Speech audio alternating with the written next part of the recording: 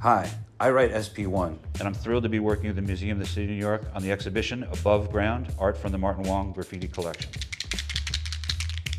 I think starting simple is really what it's about. I mean, the best thing is to write a bunch of different things because you want to get fluid in the whole alphabet, really. So when approaching this activity, obviously you just kind of take the marker, kind of size up the wall, and write whatever you want. A name, a nickname, a pet's name, whatever number, anything that's really satisfying to you is what you should gravitate towards. For example, I had a pet, I had a cat growing up, lived to 20 years old, and her name was Kismet. So I got very good at writing the word Kismet. If you want to assign yourself a nickname, that's fine. Writing your name is fine. Adding a number to it is fine. Early on, I wrote Spanky. Now, this became challenging because it was just too long. In the early 80s, two-letter names were very popular. A lot of people would either add their street number or they would just add 1, 2, or 3. So then I just changed it to SP1.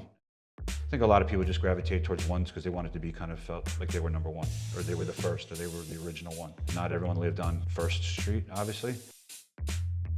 When you write your name a million times, you find a lot of different ways to write it. I can't really speak for anyone else, but I almost think that every time I take a tag, they're always different. They're always slightly different. I remember back when I first started writing, a lot of people would write stir after their name, or ism.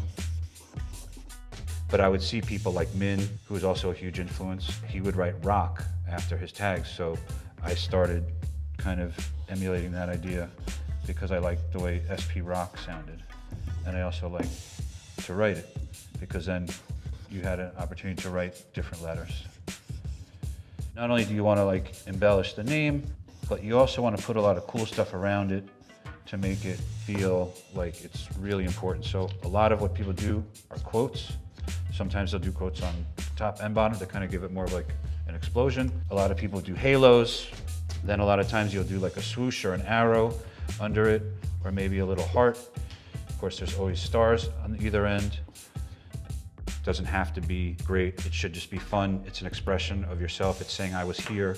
When you put the marker in your hand, it's like an extension of you, and your individual style is kind of coming through that.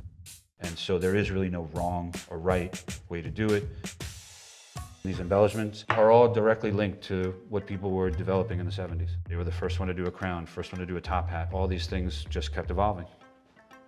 There's a lot of pioneers who don't get the credit they deserve and live in obscurity. And so any time that we could shed light on even just these small little nuances of how people got to certain ideas in writing their names, I think is always paramount.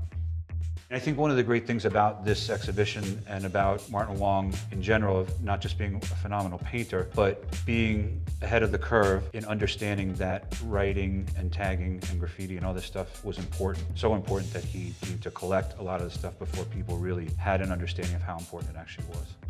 Just take a risk, try something different. Writing is very much like jazz. There's really no rule. I mean, it's really about the feeling you get when you write your name. That's the satisfying part about all this, is that you get to kind of practice and embellish.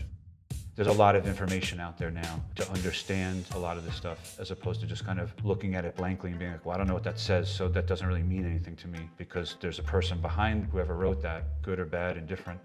It is someone's expression of themselves, and this is what this should be for you to take a chance to write your name on a wall and see how that feels for you.